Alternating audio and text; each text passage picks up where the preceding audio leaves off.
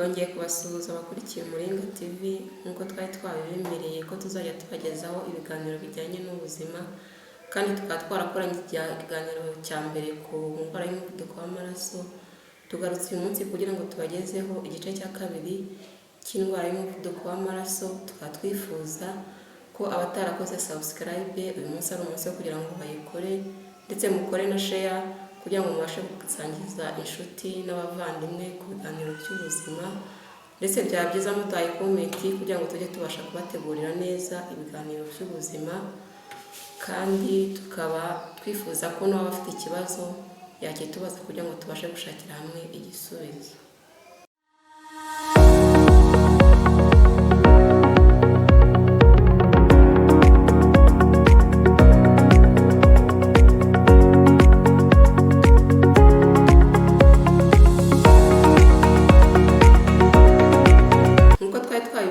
Mu kiganiro cyatambutse, uyu munsi tugiye kurebera hamwe risk factors, cyangwa se abantu baba bafite ibyago byo kuba barwara umuvuduko w'amaraso.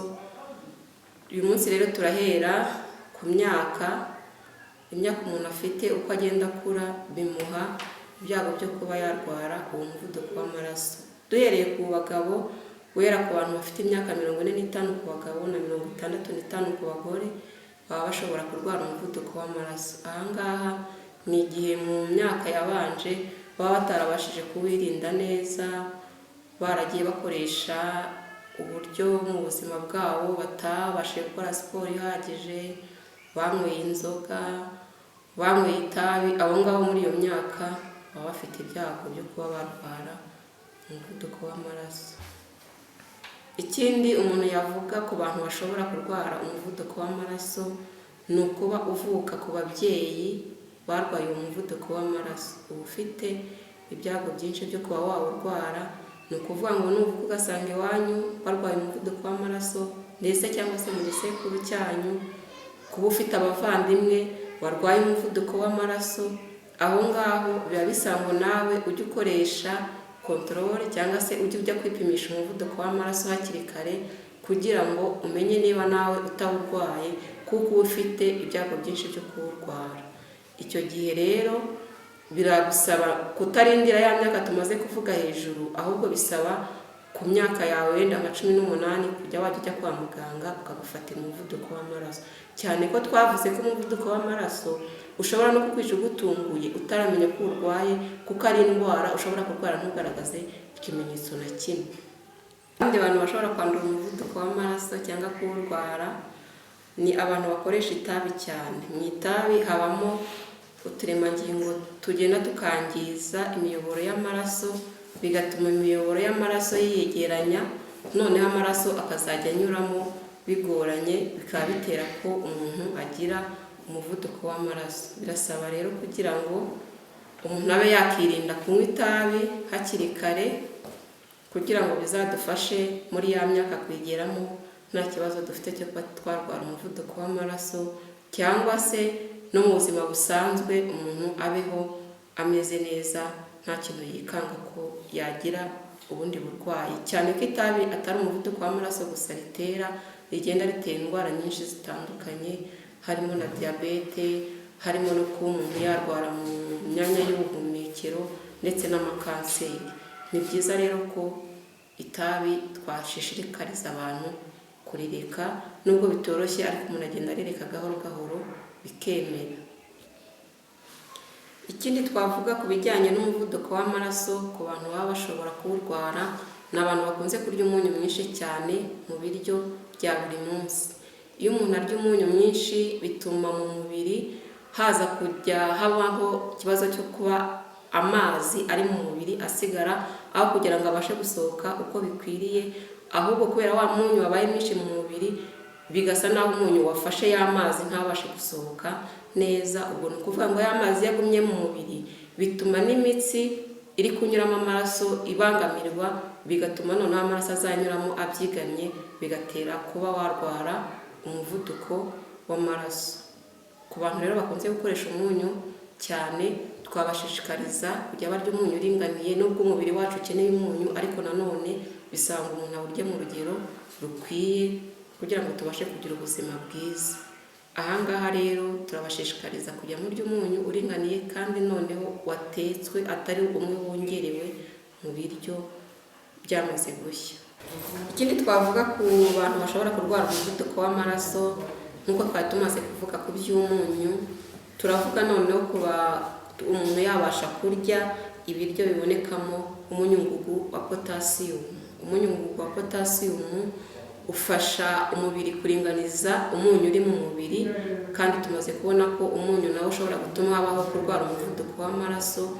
Iyo rero wabashije kurya ibiryo bihagije birimo umunyungugu wa potasiyumu, bituma umunyu uringanira mu mubiri, noneho tukaba turwanyije wa muvuduko w'amaraso waturutse ku ndwara, waturutse kuba umuntu yariye umunyu mwinshi. Ibintu rero twasangamo umunyungugu wa potasiyumu ku bantu bakunze kurya imineke, bakunze kurya igitoki, kurya imboga rwatsi ndetse n'izindi mboga zose, kongeraho n'imbuto. Ibyo ni ibintu dushobora gusangamo umunyungugu wa potasiyumu, tutirengagije n'amazi, kuko amazi nayo uwo munyu dushobora kuwusangamo, bikaba bifasha umubiri kuba wabasha kuringaniza wa munyu uri mu mubiri, ndetse ugafasha umubiri kubaho neza. Ku bintu bijyanye n'abantu bashobora kurwara umuvuduko w'amaraso, ni abantu bakunze kunywa inzoga nyinshi. Abantu banywa cyane nabo baba bafite ibyago byo kuba barwara umuvuduko w'amaraso, kubera ko mu nzoga haba harimo ibintu bishobora kwangiriza umutima,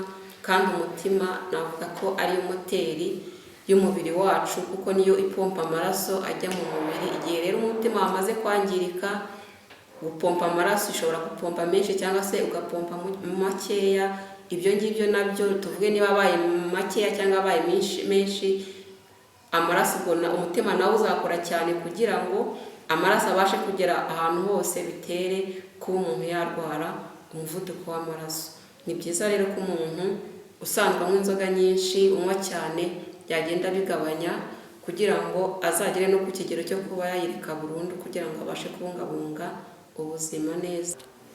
Ikindi twavuga ku bantu bashobora kurwara umuvuduko w'amaraso, umugore utwite aba afite ibyago byo kuba yawurwara nubwo atari bose.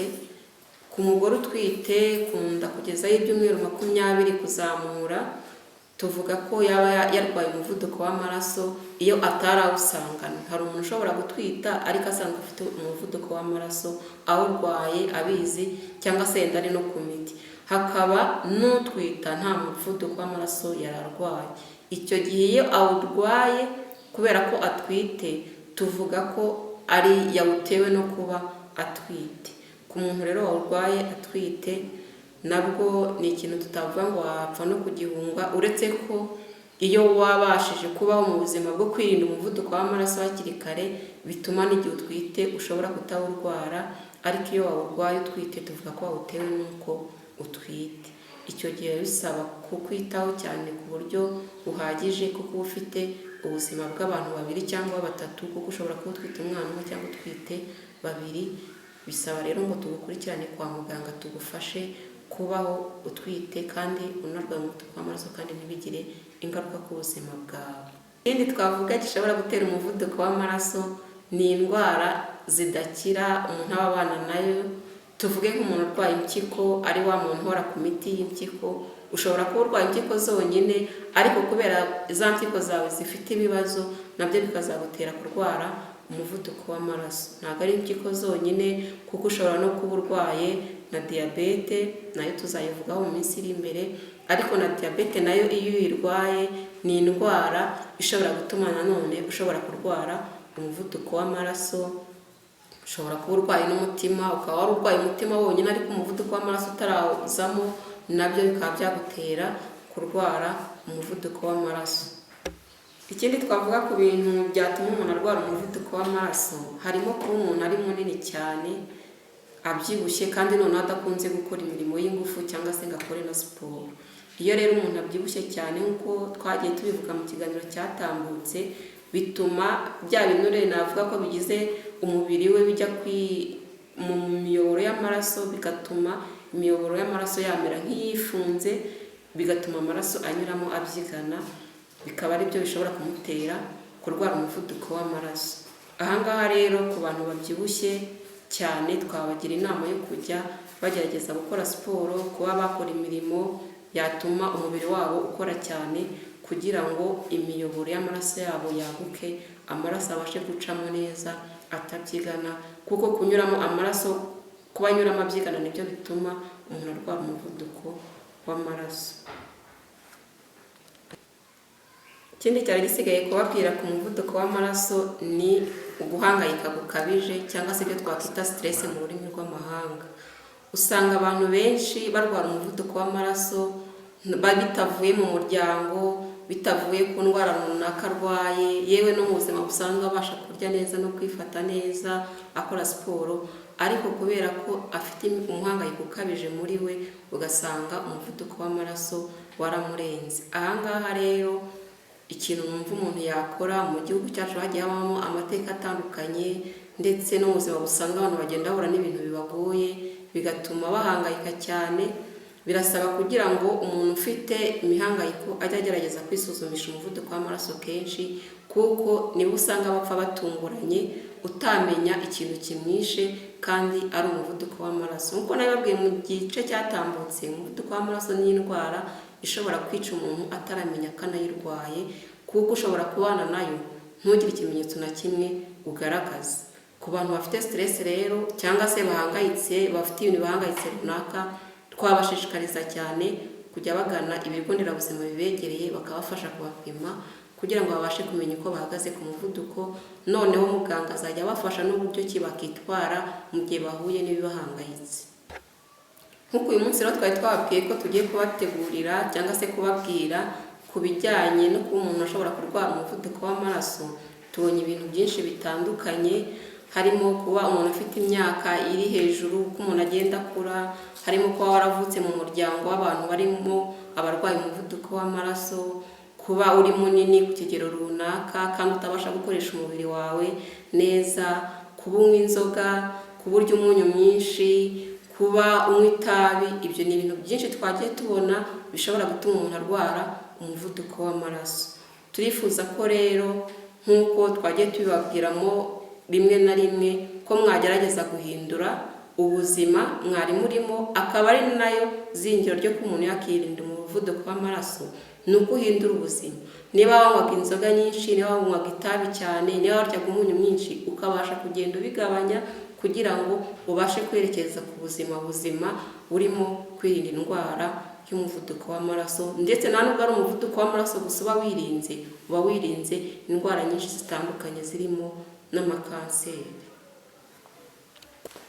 Tukaba rero twifuza ko nk'umuntu waba ari munini cyane, uretse nawe wenyine n'abandi bose, gukora siporo. Siporo ni ingenzi mu buzima, ntabwo ari ukwirinda umuvuduko w'amaraso gusa, uzaba wirinze indwara nyinshi, bituma umubiri ukora neza, amaraso agatembera neza, ubwonko bukabasha kubona amaraso ku rugero ruhagije, imiyoboro y'amaraso ikaguka, amaraso akanyuramo yisanzuye, ndetse n'amaraso cyangwa se imyanda iba yagaragaye mu maraso ikabasha gusohoka cya gihe uri muri siporo ukabira icyuya.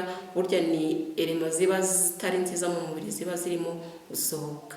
Siporo rero ko idufasha kugira ubuzima bwiza, turabashishikariza no kuba mwagerageza kurya indyo ituma umubiri wacu umera neza.